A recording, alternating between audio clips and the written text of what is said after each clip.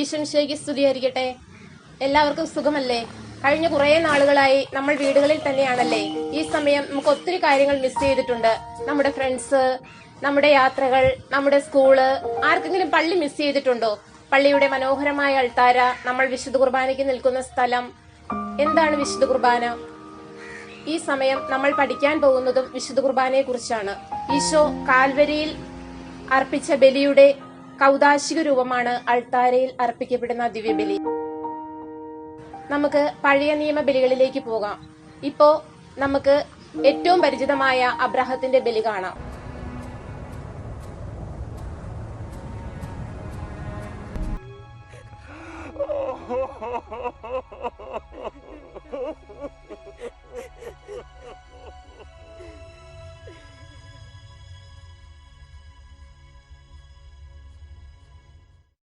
ദീർഘനാളത്തെ കാത്തിരിപ്പിന് ശേഷം തനിക്ക് ലഭിച്ച പുത്രൻ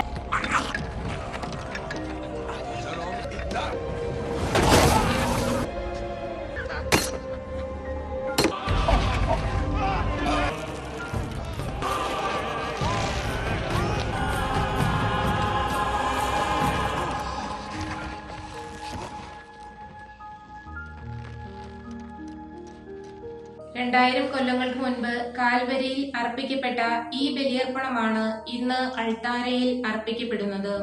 പിതാവിനൊരു സ്നേഹബലിയായി തന്നെ തന്നെ സമർപ്പിച്ചു. അതുകൊണ്ടാണ് വിശുദ്ധ കുർബാന ഒരു സ്നേഹബലി, അല്ലെങ്കിൽ വിശുദ്ധ കുർബാന ഏറ്റവും പരമോന്നതമായ ബലിയെന്ന് നാം പറയുന്നത്. ഈ പിതാവിന്റെ സ്നേഹത്തെ കുറിച്ച് വിശുദ്ധ യോഹന്നാൻ എഴുതിയ സുവിശേഷം 3-ാം അധ്യായം 16-ാം തിരുവചനത്തിൽ ഇങ്ങനെ പറയുന്നു: തന്റെ ഏകജാതനെ പോലും നൽകാൻ തക്കവിധം ലോകത്തെ അത്രമാത്രം സ്നേഹിച്ചു എന്ന്. പിതാവായ ദൈവത്തിന്റെ ഈ സ്നേഹമാണ് പുത്രനെ തന്റെ കാൽവരിയിൽ ഒരു സ്നേഹബലിയായി അർപ്പിക്കാൻ പുത്രൻ തയ്യാറായത്. ഇവിടെ ബലിയർപ്പകനും ബലിവസ്തുവും ഈശോ തന്നെയാണ്. ഇതാണ് ഈ ബലിയർപ്പണത്തിന്റെ പ്രത്യേകത. പഴയ നിയമത്തിലെ പുരോഹിതന്മാർ ആടുകളുടെയും കാളക്കിടാങ്ങളുടെയും രക്തമാണ് ഒഴുക്കിയതെങ്കിൽ ഇവിടെ ഈശോ തന്റെ തന്നെ ശരീരവും രക്തവും നമുക്കായി ചിന്തി. ഇത്രയും സമയം നാം കണ്ടത് വിശുദ്ധ കുർബാന ബലി എന്നതാണ്. എന്നാൽ വിശുദ്ധ കുർബാന ബലി മാത്രമല്ല, വിരുന്നും കൂടിയാണ്. നമ്മളൊക്കെ പെസഹ ആഘോഷിക്കുന്നവരാണ്. ഈ പെസഹായുടെ പശ്ചാത്തലത്തിൽ ഒരു വിരുന്നിന്റെ സമയത്താണ് ഈശോ വിശുദ്ധ കുർബാന സ്ഥാപിക്കുന്നത്.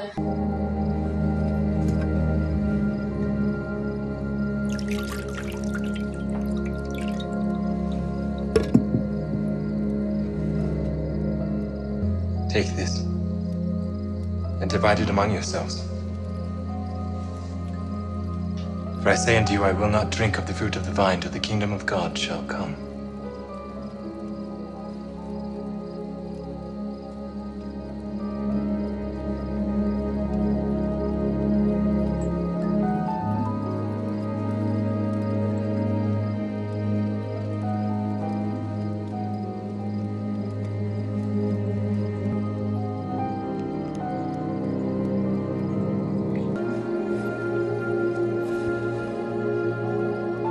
This is my body, which is given for you.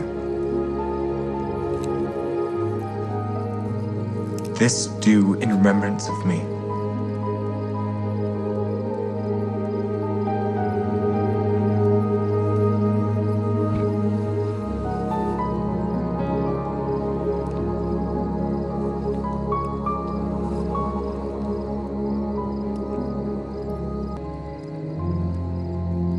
This cup is the New Testament in my blood, which is shed for you. The world give I unto you. നമ്മുടെ കല്യാണത്തിന് പോയിട്ടുണ്ടല്ലേ? എല്ലാവരും കല്യാണത്തിന് പോയിട്ടുള്ളവരാണ്. ഈ കല്യാണത്തിലേക്ക് നമ്മൾ പോകുമ്പോൾ നമ്മൾ ക്ഷണിക്കപ്പെട്ടിട്ടാണ് കല്യാണത്തിന് പോകുന്നത്. മാത്രമല്ല, നമ്മൾ പോകുമ്പോൾ നമ്മുടെ കയ്യിൽ ഒരു സമ്മാനപ്പൊതി ഉണ്ടാവും. എന്തെങ്കിലും ഗിഫ്റ്റ് ഇല്ലാതെ നമ്മൾ ഒരിക്കലും കല്യാണത്തിന് പോകാറില്ല. അതുപോലെ തന്നെ മനോഹരമായി നമ്മൾ ശരീരത്തെ അണിയിച്ചൊരുക്കി നമ്മൾ വളരെ ഭംഗിയായി ഒത്തിരി സമയം നമ്മൾ കണ്ണാടിയുടെ മുമ്പിലൊക്കെ ചിലവഴിച്ച് ഒത്തിരി സമയത്തെ ഒരുക്കത്തിന് ശേഷമാണ് നമ്മളൊരു വിരുന്നിലേക്ക് പോവുക. ഇതുപോലെ തന്നെ ഈശോ നമുക്കായി ഒരുക്കിയ സ്വർഗീയ വിരുന്നാണ് വിശുദ്ധ കുർബാന. വിശുദ്ധ കുർബാന എന്ന വിരുന്നിലേക്ക് നാം പോകുമ്പോൾ ആ വിരുന്നിൽ പങ്കെടുക്കാൻ നാം എങ്ങനെയൊക്കെ ആത്മീയമായി ഒരുങ്ങണം എന്നതാണ് ടീച്ചർ അടുത്തതായി പറയുന്നത്. നമ്മൾ നമ്മുടെ ശരീരത്തെ മോടിയേറിയ വസ്ത്രം കൊണ്ട് അണിയിച്ചൊരുക്കുന്നത് പോലെ നമ്മുടെ ആത്മാവിലെ ചെറിയ ചെറിയ പാപത്തിന്റെ കറകൾ ഉണ്ടെങ്കിൽ അതെല്ലാം നമ്മുടെ കുമ്പസാരം എന്ന ഉദാശ വഴിയോ അല്ലെങ്കിൽ പശ്ചാത്താപം വഴിയോ നമ്മൾ കഴുകി ആത്മാവിനെ വിശുദ്ധിയുടെ വെള്ള വസ്ത്രം ധരിപ്പിച്ചുകൊണ്ട് വേണം നാം ഓരോ ദിവ്യബലിക്കും അണയേണ്ടത്. അതുപോലെ തന്നെ വിരുന്നിലേക്ക് നാം പോകുമ്പോൾ നമ്മുടെ കയ്യിൽ ഏതെങ്കിലും ഒരു ഗിഫ്റ്റ് ഉണ്ടാവും. വിലയേറിയ ഒരു ഗിഫ്റ്റുമായിട്ടായിരിക്കും നാം ഓരോ വിരുന്നിലേക്കും അണയുക. ഇതുപോലെ തന്നെ നമ്മുടെ കയ്യിലും വിശുദ്ധ കുർബാനയ്ക്ക് അണയുമ്പോൾ ഈശോയ്ക്ക് സമർപ്പിക്കാൻ എന്തെങ്കിലും ഉണ്ടായിരിക്കണം. നമ്മുടെ നിയോഗങ്ങളും നമ്മുടെ പ്രാർത്ഥനകള്, നമ്മുടെ സൽകൃത്യങ്ങള്, സർവോപരി വിലയേറിയ നമ്മുടെ സമയം, അതുപോലെ തന്നെ നമ്മെ തന്നെയും ഈ വിശുദ്ധ കുർബാനയിൽ ഈശോയ്ക്ക് സമർപ്പിക്കണം. ഇതുപോലെ തന്നെയാണ് നാം വിരുന്നിനടയുമ്പോൾ ആ വിരുന്നിൽ നിന്ന് നമ്മൾ ഗിഫ്റ്റ് കൈമാറിയതിനു ശേഷം തിരിച്ചു പോരാറില്ല. അവിടെ നിന്ന് ഭക്ഷണം കഴിച്ചതിന് ശേഷം മാത്രമേ തിരിച്ചു പോരാറുള്ളൂ. കാരണം നാം ഒരു വിരുന്നിൽ പങ്കെടുക്കുമ്പോൾ ഭക്ഷണം കഴിക്കുക എന്നുള്ളതാണ് നമ്മുടെ ഏറ്റവും പ്രധാനപ്പെട്ട കാര്യം. അതുപോലെ തന്നെയാണ് ഈശോ നമുക്കായി ഒരുക്കിയ സ്നേഹവിരുന്നായ വിശുദ്ധ കുർബാനയിൽ നാം പങ്കെടുക്കുമ്പോൾ പങ്കെടുക്കുന്ന വ്യക്തി വിശുദ്ധ കുർബാന സ്വീകരിക്കുക എന്നത് ബലിയുടെ പൂർണ്ണതയ്ക്ക് ആവശ്യമാണ്. ഇതുപോലെ തന്നെ ഓരോ ബലിയർപ്പണത്തിലും നാം പങ്കെടുക്കുമ്പോൾ ഉചിതനായ മിശിഹായെ അതിന്റെ പൂർണ്ണ രൂപത്തിൽ സ്വീകരിച്ചുകൊണ്ട് വേണം ബലിയർപ്പണത്തിന്റെ പൂർണ്ണത പ്രാപിക്കാൻ. വിശുദ്ധ പൗലോസ് എഫേസസിലെ സഭയ്ക്കെതിരെ ലേഖനം 5-ാം അധ്യായം 2 പറയുന്നു, ഈശോ സുരഭില കാഴ്ചയും ബലിയുമായി തന്നെ അർപ്പിച്ചുവെന്ന്. സെഹ്യോൻ ഉട്ടുശാലയിൽ ഈശോ അപ്പം മുറിച്ചു കൊടുത്തു എന്നല്ല, മുറിച്ച ഓരോ അപ്പകഷ്ണത്തിലും ക്രിസ്തു അതിന്റെ പൂർണ്ണ രൂപത്തിൽ ഉണ്ടായിരുന്നു എന്നതാണ് യാഥാർത്ഥ്യം. ക്രിസ്തു ഒരുക്കിയതുപോലൊരു സ്നേഹവിരുന്ന് മറ്റാരെങ്കിലും ഒരുക്കിയിട്ടുണ്ടോ എന്നറിയില്ല. ഈ സ്നേഹവിരുന്നിനെ ഓർമ്മിപ്പിക്കാൻ പാകത്തിലാണ് പേലിക്കൻ പക്ഷി തന്റെ ഹൃദയരക്തം കൊണ്ട് കുഞ്ഞുങ്ങളെ പോറ്റുന്നത്. അതുകൊണ്ട് വിശുദ്ധ കുർബാന എന്ന ശക്തി സ്രോതസ്സിൽ നിന്ന് ഊർജ്ജം സ്വീകരിച്ചുകൊണ്ട് ജീവിതത്തിലെ എല്ലാ മേഖലകളിലും മറ്റൊരു വിശുദ്ധ കുർബാനയായി നമുക്ക് മാറാം. പഴയ നിയമ ബലികളെ കുറിച്ചുള്ള വചന ഭാഗങ്ങൾ കൂട്ടുകാർ വായിക്കുമല്ലോ അല്ലേ? ദൈവം നിങ്ങളെ അനുഗ്രഹിക്കട്ടെ.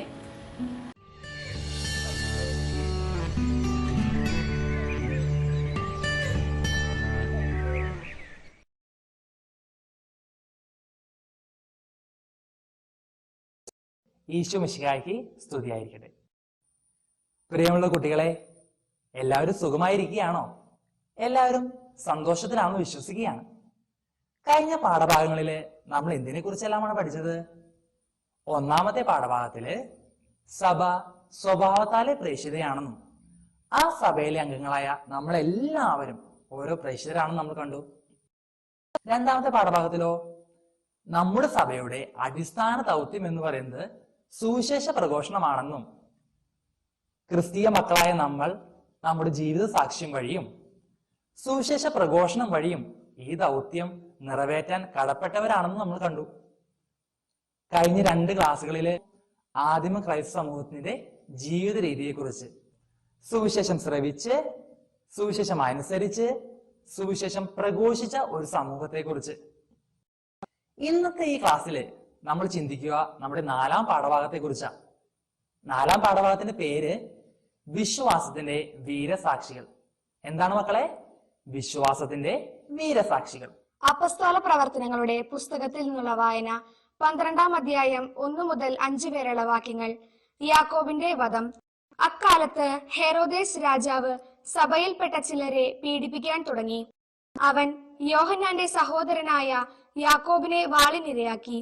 യഹൂദരെ ഇത് സന്തോഷിപ്പിച്ചുവെന്ന് കണ്ട് അവൻ പത്രോസിനെയും ബന്ധനസ്ഥനാക്കാൻ ഒരുമ്പിട്ടു. അത് പുളിപ്പില്ലാത്ത അപ്പത്തിന്റെ ദിവസങ്ങളായിരുന്നു. അവനെ കാരാഗ്രഹത്തിൽ അടച്ചതിനു ശേഷം 4 ഭടന്മാർ വീതമുള്ള 4 സംഘങ്ങളെ അവൻ കാവലിന് നിയോഗിച്ചു. പെസഹ കഴിയുമ്പോൾ അവനെ ജനത്തിന്റെ മുൻപിൽ കൊണ്ടുവരാമെന്നായിരുന്നു അവന്റെ ഉദ്ദേശ്യം. അങ്ങനെ പത്രോസ് കാരാഗ്രഹത്തിൽ സൂക്ഷിക്കപ്പെട്ടു. സഭ അവനു വേണ്ടി ദൈവത്തോട് തീക്ഷ്ണമായി പ്രാർത്ഥിച്ചുകൊണ്ടിരുന്നു. പ്രിയമുള്ള മക്കളെ, നമ്മൾ കണ്ടു അപ്പസ്തോല പ്രവർത്തനം 12-ാം അധ്യായം 1 മുതൽ 5 വരെയുള്ള ഭാഗങ്ങൾ. ആ ബൈബിൾ ഭാഗത്തില് സെബദി പുത്രനായ യാക്കോബിനെ ഹെരോദസ് രാജാവ് വാൾ നിരയാക്കിയെന്നും ഇത് യഹൂദരെ സന്തോഷിപ്പിച്ചു എന്ന് കണ്ടതിന്റെ പേരില് പത്രോസ് ലിഹായെ കാരാഗ്രഹത്തിൽ അടച്ചു. എന്തിന്റെ പേരിലാ? ക്രിസ്തീയ വിശ്വാസം തീക്ഷ്ണമായി ഏറ്റുപറഞ്ഞതിന്റെ പേരില്. മക്കളെ, സ്ലീഹന്മാരുടെയും ആദിമ ക്രൈസ്തവ സമൂഹത്തിന്റെയും വിശ്വാസ തീക്ഷ്ണതയും ജീവിത രീതിയും വളരെയധികം ആളുകളെയാണ് ക്രിസ്തീയ വിശ്വാസത്തിലേക്ക് കൊണ്ടുവന്നത്. എന്നാൽ യഹൂദർക്ക് ഇത് ഉൾക്കൊള്ളാൻ സാധിച്ചില്ല. അവർ ക്രിസ്ത്യാനികൾക്കെതിരെ വ്യാജ കേസുകൾ ഉണ്ടാക്കുകയും അവരെ പീഡിപ്പിക്കുകയും ചെയ്തു. അപ്പോൾ നിങ്ങൾക്ക് മനസ്സിലായിട്ടുണ്ടാകും ഇന്നത്തെ ക്ലാസ്സിൽ നമ്മൾ ആരെ കുറിച്ചാ പറയുന്നതെന്ന്. ഈ ക്ലാസ്സിൽ നമ്മൾ ചിന്തിക്കുക പ്രധാനമായി 3 കാര്യങ്ങളാണ്. ഒന്നാമതായി സ്ലീഹന്മാരുടെ രക്തസാക്ഷ്യത്തെക്കുറിച്ച്, രണ്ടാമത് മതപീഡന കാരണങ്ങളെ കുറിച്ച്, മൂന്നാമത് റോമൻ സാമ്രാജ്യത്തിലെ മതപീഡനങ്ങളെ കുറിച്ച്. യോഹന്നാന്റെ സുവിശേഷം 15-ാം അധ്യായം 20-ാം വാക്യം ഇങ്ങനെ പറയുന്നു: അവർ എന്നെ പീഡിപ്പിച്ചുവെങ്കിൽ നിങ്ങളെയും പീഡിപ്പിക്കും. മക്കളെ, യേശുവിന്റെ പാത പിന്തുടരുന്നവർക്ക് എന്ത് സംഭവിക്കുമെന്ന് യേശു തന്നെ ഒരു മുന്നറിയിപ്പ് നൽകിയതാണ്. യേശുവിന്റെ നിർദ്ദേശപ്രകാരം ലോകത്തിന്റെ വിവിധ ഭാഗങ്ങളിലേക്ക് പോയ സ്ലീഹന്മാർ സുവിശേഷം പ്രഘോഷിച്ചു. ഈ സുവിശേഷ പ്രഘോഷണം വളരെയധികം ആളുകളെയാണ് ക്രിസ്തീയ വിശ്വാസത്തിലേക്ക് കൊണ്ടുവന്നത്.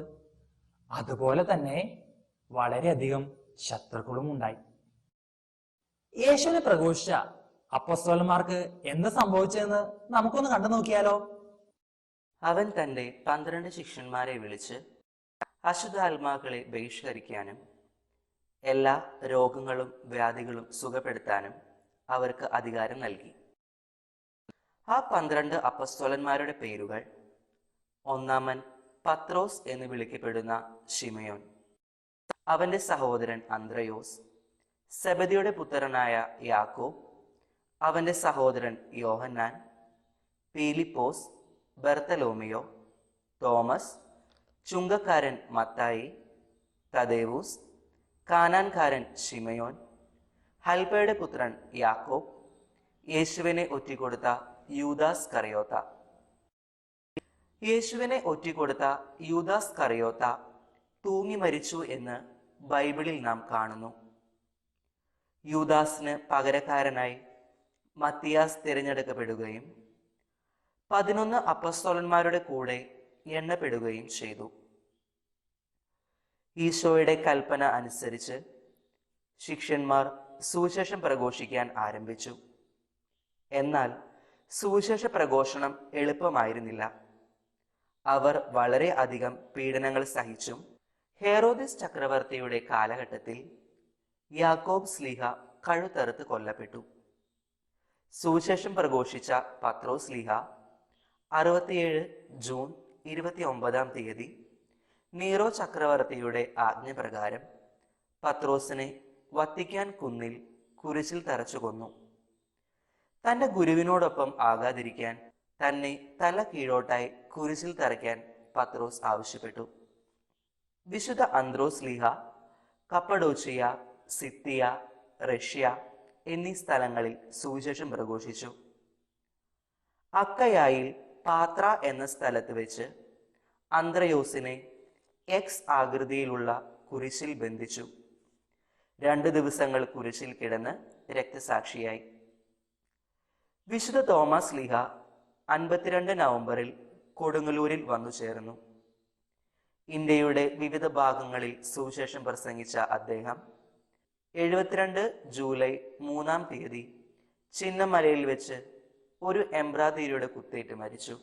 ക്രിസ്തീയ വിശ്വാസം ത്യജിക്കാൻ തയ്യാറല്ലാതിരുന്ന ചെറിയ യാക്കോബിനെ അടിച്ചും കല്ലെറിഞ്ഞും കൊന്നു എന്ന് വിശ്വസിക്കപ്പെടുന്നു.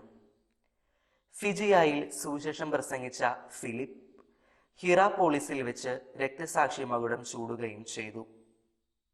സുവിശേഷകനായ മത്തായി പലസ്തീനായിലും എത്യോപ്യയിലും സുവിശേഷം പ്രസംഗിക്കുകയും അവസാനം രക്തസാക്ഷിയായി മരിക്കുകയും ചെയ്തു.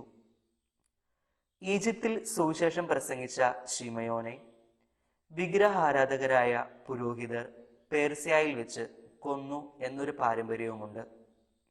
സമരിയായിൽ സുവിശേഷം പ്രസംഗിച്ച യൂദാ തദേവൂസിനെ കുരിശിൽ ചേർത്ത് കെട്ടിയതിനു ശേഷം അസ്ത്രം അയച്ചു കൊല്ലുകയാണ് ഉണ്ടായത്. യൂദാസ് കറിയോത്തയ്ക്ക് പകരക്കാരനായി വന്ന മത്തിയാസ് എത്യോപ്യയിൽ വെച്ച് രക്തസാക്ഷിയായി തീർന്നു. വിശുദ്ധ ബർത്തലോമു സുവിശേഷം പ്രഘോഷിച്ചത് അർമേനിയയിലാണ്. അൽബാന ഗവർണർ കുരിശിൽ തറച്ചു എന്ന് ഗ്രീക്ക് ചരിത്രകാർ പറയുന്നു.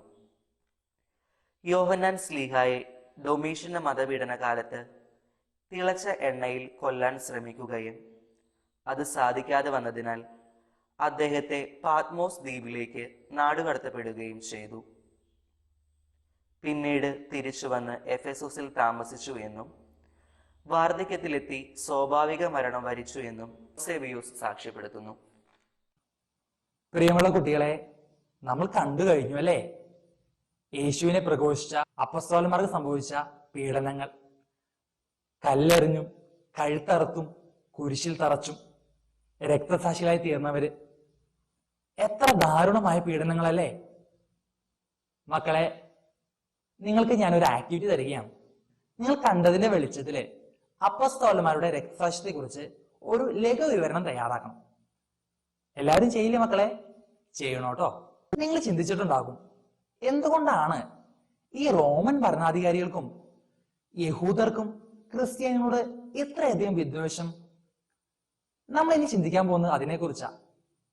എന്തൊക്കെയാണ് മതപീഡനത്തിനുള്ള കാരണങ്ങളെന്ന് നമുക്കറിയാം. യേശുവിന്റെ കാലഘട്ടത്തില് യഹൂദരായിരുന്നു കൂടുതലായി ഉണ്ടായിരുന്നത്. ആദിമ ക്രൈസ്തവ സമൂഹത്തിന്റെ ജീവിത രീതികള് വളരെയധികം യഹൂദരെ യഹൂദമതം ഉപേക്ഷിച്ച് ക്രിസ്തീയ വിശ്വാസത്തിലേക്ക് കൊണ്ടുവന്നു. അതുപോലെ തന്നെ എല്ലാവരാലും മാറ്റപ്പെട്ടു നിർത്തിയ വിജാതീയര്, ഈ വിജാതീയരും ക്രിസ്ത്യാനികളായി മാറി. ഇത് രണ്ടും യഹൂദർക്ക് ഉൾക്കൊള്ളാൻ സാധിച്ചില്ല. അവർ ക്രിസ്ത്യാനികളെ ശത്രുക്കളായി പ്രഖ്യാപിച്ചു. റോമൻ സാമ്രാജ്യത്തില് ആ കാലഘട്ടത്തിൽ നിലനിന്നിരുന്ന ഒരു ആചാരമായിരുന്നു ചക്രവർത്തിയെ ദേവനായി കരുതി ആരാധിക്കുക എന്നുള്ളത്. എന്നാൽ ക്രിസ്ത്യാനികൾ ഇതിന് തയ്യാറായില്ല. അവർ സത്യത്തിലുള്ള വിശ്വാസം ഉറക്കെ ഏറ്റുപറഞ്ഞു. ഇത് റോമൻ ഭരണാധികാരികൾക്ക് ഇഷ്ടപ്പെട്ടില്ല. അവരെന്ത് ചെയ്തെന്നോ? ക്രിസ്ത്യാനികൾ നടത്തിയ പ്രാർത്ഥനാ സമ്മേളനങ്ങളെ സംശയത്തോടെ നോക്കിക്കണ്ടു. നമ്മൾ കഴിഞ്ഞ പാഠത്തിൽ കണ്ടു അപ്പം മുറിക്കൽ ശുശ്രൂഷയെ കുറിച്ച്. ഈ അപ്പം മുറിക്കൽ ശുശ്രൂഷയിലെ ഈശോയുടെ ശരീരരക്തങ്ങളാണ് തങ്ങൾ സ്വീകരിക്കുന്നതെന്ന് ക്രിസ്ത്യാനികൾ പ്രഖ്യാപിച്ചു. ഇത് മനുഷ്യകുരുതിയും നരഭോജനവും അവരിൽ അടിച്ചേൽപ്പിക്കപ്പെട്ടു. ആ കാലഘട്ടത്തില് നമുക്കറിയാം, ഇന്നത്തെ പോലെ ടിവിയോ പത്രമോ ഫേസ്ബുക്കോ വാട്സപ്പോ ഒന്നും ഇല്ല. അന്നത്തെ കാലഘട്ടത്തില് ജനങ്ങളിലേക്ക് കാര്യങ്ങൾ എത്തിയിരുന്നത് എഴുത്തുകാരിലൂടെയായിരുന്നു. അന്നത്തെ ഗ്രീക്ക് റോമൻ എഴുത്തുകാര് ക്രിസ്ത്യാനികളെ വളരെ മോശമായി തന്നെ ചിത്രീകരിച്ചു. അങ്ങനെ യഹൂദരുടെയും റോമൻ ഭരണാധികാരികളുടെയും ശത്രുതയും ഈ ഗ്രീക്ക് റോമൻ എഴുത്തുകാരുടെ പരിഹാസങ്ങളും ചേർന്ന് ക്രിസ്ത്യാനികൾ വളരെയധികം പീഡിപ്പിക്കപ്പെട്ടു. പ്രിയമുള്ള കുട്ടികളെ, നമ്മൾ ഇനി ചിന്തിക്കാൻ പോകുന്നത് റോമൻ ചക്രവർത്തിമാരുടെ കാലഘട്ടത്തിലെ മതപീഡനങ്ങളെ കുറിച്ചാണ്. റോമൻ സാമ്രാജ്യത്തിലെ നീറോ ചക്രവർത്തിയുടെ കാലഘട്ടം മുതലാണ് ക്രിസ്ത്യാനികൾ ഇതുപോലെ പീഡിപ്പിക്കപ്പെട്ടത്. ഏകദേശം AD 64 കാലഘട്ടത്തില് റോമൻ സാമ്രാജ്യത്തില് വലിയൊരു തീപിടുത്തം ഉണ്ടായി. ആ തീപിടുത്തത്തിന് പിന്നില് ഈ ചക്രവർത്തിയുടെ ആളുകൾ തന്നെയായിരുന്നു. എന്നിട്ടും ആ കുറ്റം ചക്രവർത്തി ക്രിസ്ത്യാനികളുടെ തലയിൽ ഏൽപ്പിച്ചു. അതോടൊപ്പം ക്രിസ്ത്യാനികളെ വധിക്കാൻ ചക്രവർത്തി തന്നെ നേരിട്ടൊരു കൽപ്പന പുറപ്പെടുവിച്ചു. ആ കാലഘട്ടത്തില് വളരെയധികം ക്രിസ്ത്യാനികള് കൊല്ലപ്പെട്ടു. വിശുദ്ധ പത്രോസ് ലീഹായും വിശുദ്ധ പൗലോസ് ലീഹായും രക്തസാക്ഷികളായി തീർന്നത് ഈ നീറോ ചക്രവർത്തിയുടെ കാലഘട്ടത്തിലായിരുന്നു. നീറോ ചക്രവർത്തിക്ക് ശേഷം ഡൊമീഷ്യൻ ചക്രവർത്തി അധികാരത്തിൽ വന്നു. അദ്ദേഹത്തിന്റെ ക്രിസ്ത്യാനികളുടെ ക്രൂരത നമ്മൾ മനസ്സിലാക്കണമെങ്കിൽ അദ്ദേഹത്തിന്റെ ബന്ധുക്കളായിരുന്ന ഫ്ലാവിയസ് ക്ലെമൻസിനെയും ഭാര്യ ഡൊമിറ്റിലായും അദ്ദേഹം കൊന്നുകളഞ്ഞു, ക്രിസ്ത്യാനി ആയതിന്റെ പേരിൽ. അതിനുശേഷമുള്ള കാലഘട്ടത്തിലെ അന്ത്യോക്യയിലെ മെത്രാനായിരുന്ന ഇഗ്നേഷ്യസ്, റോമിലെ മെത്രാനായിരുന്ന ക്ലെമന്റ് തെലസ്ഫോറസ്, ജെറുസലേത്തെ മെത്രാനായിരുന്ന ഷിമിയോൻ, ഇവരെല്ലാവരും കൊല്ലപ്പെട്ടത് ട്രാജൻ ചക്രവർത്തി എന്നൊരു ചക്രവർത്തിയുടെ കാലഘട്ടത്തിലായിരുന്നു. പിന്നീട് ഏകദേശം AD 138 കാലഘട്ടത്തില് അന്റോണിയസ് പയസ് എന്നൊരു ചക്രവർത്തി അധികാരത്തിൽ വന്നു. ആ കാലഘട്ടത്തില് മാർപ്പാപ്പമാരായിരുന്ന വിശുദ്ധ ഹിജിനൂസും വിശുദ്ധ പിയൂസ് ഒന്നാമൻ മാർപ്പാപ്പയും രക്തസാക്ഷികളായി തീർന്നു. അപ്പൊ മക്കളെ, സഭയുടെ പരമാധികാരിയായ മാർപ്പാപ്പന്മാരെ പോലും വധിച്ചിട്ടും ക്രിസ്ത്യാനികൾ കുറയുന്നില്ല എന്ന് കണ്ട റോമൻ ചക്രവർത്തിമാര് അവരുടെ നയങ്ങള് പതിയെ പതിയെ മാറ്റി. തുടർന്ന് വന്ന ചക്രവർത്തിമാര് വ്യത്യസ്തങ്ങളായ നയങ്ങൾ സ്വീകരിച്ചു. അതിൽ ആദ്യത്തെ വ്യക്തിയായിരുന്നു മാർക്കസ് ഔറീലിയസ്. ഈ ചക്രവർത്തി ക്രിസ്ത്യാനികളെ കൊല്ലുകയും അതുപോലെ ഏകാന്തമായ ദ്വീപുകളിലേക്ക് അവരെ നാട് കടത്തുകയും അതോടൊപ്പം കഠിനമായ വേലകൾ, അതായത് മനുഷ്യന് ചെയ്യാൻ സാധിക്കാത്ത വേലകൾ അവരെ ചെയ്യിപ്പിക്കുന്നതിന് വേണ്ടി ജീവപര്യന്തം ശിക്ഷിക്കുകയും ചെയ്തു. അടുത്ത ചക്രവർത്തി സെപ്തിമിയസ് സെവേരിയോസ് ആണ്. ഈ ചക്രവർത്തി ക്രിസ്ത്യാനികളെ മാത്രമല്ല, ക്രിസ്തീയ വിശ്വാസം സ്വീകരിക്കാൻ തയ്യാറായി നിൽക്കുന്നവരെ, അതായത് മാമോദിസ സ്വീകരിക്കാൻ തയ്യാറായവരെ പോലും പീഡിപ്പിച്ചു കൊന്നു. പിന്നീടുള്ള കാലഘട്ടത്തില് ചക്രവർത്തിമാർ ഒരു സർട്ടിഫിക്കറ്റ് ഒക്കെ കൊണ്ടുവന്നു. ഈ സർട്ടിഫിക്കറ്റ് റോമൻ ദേവന്മാരെ ആരാധിക്കുന്നവർക്ക് നൽകുന്നതാണ്. റോമൻ ദേവന്മാരെ ആരാധിക്കാൻ തയ്യാറാകാത്ത എല്ലാവരെയും പീഡിപ്പിച്ചു കൊന്നു. മാക്സിയൻ ഡേഷ്യസ് എന്നൊരു ചക്രവർത്തിയുടെ കാലഘട്ടത്തിലായിരുന്നു ഇതുപോലുള്ളൊരു സർട്ടിഫിക്കറ്റ് നിലവിൽ വന്നത്. തുടർന്നുള്ള കാലഘട്ടത്തില് ക്രിസ്ത്യാനികൾ റോമൻ ദേവന്മാരെ ആരാധിക്കുന്നില്ല എന്ന് കണ്ട ചക്രവർത്തിമാരെ സഭയുടെ പരമാധികാരിമാരായ മെത്രാന്മാരെയും വൈദികരോടും ഡീക്കന്മാരോടും റോമൻ ദേവന്മാരെ ആരാധിക്കാൻ പറഞ്ഞു. എന്തിനു വേണ്ടിയായിരിക്കും? സഭാ ഭരണാധികാരികൾ ചെയ്താൽ അതുപോലെ ജനവും ചെയ്യുമെന്ന് അവർ വിശ്വസിച്ചു. എന്നാൽ അവർ അതിന് തയ്യാറായില്ല. അവരും ക്രിസ്തുവിലുള്ള വിശ്വാസം ഉറക്കെ ഏറ്റു പറഞ്ഞു. ഈ ചക്രവർത്തിമാർക്ക് ശേഷം ഡയോക്ലീഷ്യൻ ചക്രവർത്തി അധികാരത്തിൽ വന്നു. റോമൻ ചക്രവർത്തിമാരിലെ ക്രിസ്ത്യാനികളെ ഇത്രയധികം ദാരുണമായി പീഡിപ്പിച്ച മറ്റൊരു ചക്രവർത്തി ഉണ്ടാകില്ല. ഈ ചക്രവർത്തി ക്രിസ്ത്യാനികളെ എല്ലാത്തരം ജോലിയിൽ നിന്നും പിരിച്ചുവിടുകയും അവരുടെ വിശുദ്ധ ഗ്രന്ഥങ്ങളും ആരാധനാലയങ്ങളും നശിപ്പിക്കുകയും അതോടൊപ്പം സഭാ ഭരണാധികാരികളെ ജയിലിലടക്കുകയും അവിടെ അവരെ മാനസികമായും ശാരീരികമായും പീഡിപ്പിക്കുകയും ചെയ്തു. മക്കളെ, നമ്മൾ കണ്ടു ഏകദേശം 3 നൂറ്റാണ്ട് കാലഘട്ടം ക്രിസ്ത്യാനികൾ അനുഭവിച്ച പീഡകള്. ഈ റോമൻ ചക്രവർത്തിമാർക്കെല്ലാം ശേഷം AD 313 കാലഘട്ടത്തിലെ കോൺസ്റ്റന്റൈൻ ചക്രവർത്തി അധികാരത്തിൽ വന്നു. മക്കളെ, കോൺസ്റ്റന്റൈൻ ചക്രവർത്തി തന്നെ ക്രിസ്ത്യാനിയായി മാറുകയും സഭയ്ക്ക് സ്വാതന്ത്ര്യം നൽകിക്കൊണ്ടുള്ള മിലാൻ വിളംബരം പുറപ്പെടുവിക്കുകയും ചെയ്തു. അങ്ങനെ റോമൻ ചക്രവർത്തിമാരാൽ പീഡിപ്പിക്കപ്പെട്ട ക്രിസ്ത്യാനികൾക്ക് റോമൻ സാമ്രാജ്യത്തിൽ സ്വാതന്ത്ര്യം നൽകി. അപ്പൊ നിങ്ങൾക്ക് ഒരു ആക്ടിവിറ്റി കൂടി തരികയാണ്. ഇപ്പോൾ നമ്മൾ കണ്ട ഈ റോമൻ ഭരണാധികാരികളുടെ സഭാ പീഡനങ്ങളെ കുറിച്ച് നിങ്ങൾ ഒരു ഫ്ലോ ചാർട്ട് തയ്യാറാക്കണം, ഓരോ കാലഘട്ടത്തെ അടിസ്ഥാനമാക്കി. നിങ്ങൾ ചെയ്യണം കേട്ടോ. അപ്പൊ മക്കളെ, ഇന്നത്തെ ക്ലാസ്സിൽ നമ്മൾ എന്തൊക്കെയാണ് കണ്ടത്? സ്ലീഹന്മാരുടെ രക്തസാക്ഷ്യത്തെ കുറിച്ചും മതപീഡന കാരണങ്ങളെ കുറിച്ചും അതോടൊപ്പം റോമൻ സാമ്രാജ്യത്തിലെ മതപീഡനങ്ങളെ കുറിച്ചും കണ്ടു. അപ്പോൾ എല്ലാവരും പറഞ്ഞ കാര്യങ്ങളെല്ലാം ശ്രദ്ധിച്ചു എന്ന് വിശ്വസിക്കുന്നു. എല്ലാവർക്കും ദൈവാനുഗ്രഹം നിറഞ്ഞ ഒരു ദിവസവും ഒരാഴ്ചയും നേരുന്നു. ദൈവം എല്ലാവരെയും സമൃദ്ധമായി അനുഗ്രഹിക്കട്ടെ. ഈശോ മിശിഹായ്ക്ക് സ്തുതിയായിരിക്കട്ടെ.